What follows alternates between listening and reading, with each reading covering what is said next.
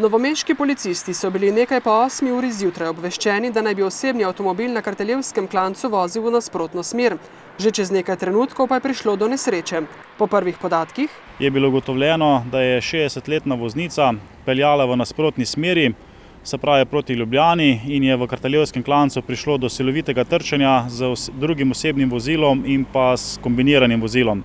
V vsakem vozilu je bila ena oseba.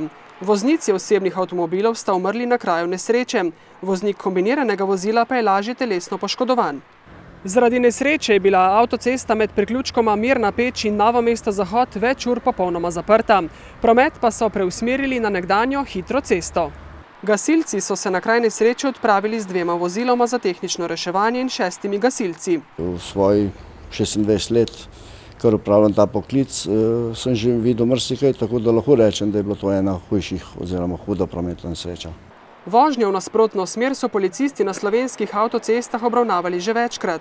Ena najhujših tovrstnih nesreč pri nas se je zgodila oktobra 2009 na štajerski avtocesti pri Arji vasi, kjer so ugasnila 3 mlada življenja. Gre za izredno nevarno početje, poudarjajo policisti.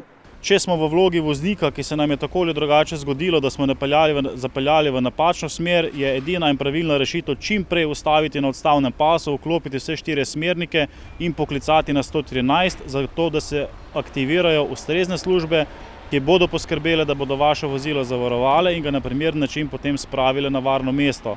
Pri vožnji v nasprotno smer so seveda ogroženi tudi tisti, ki vozijo v pravo smer.